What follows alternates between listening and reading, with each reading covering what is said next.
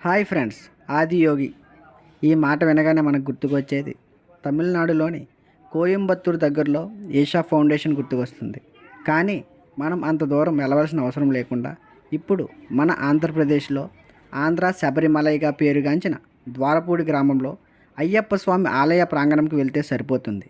సుమారు 60 అడుగుల ఎత్తు, 100 అడుగుల వెడల్పుతో ఈ ఆదియోగి విగ్రహాన్ని నిర్మించారు.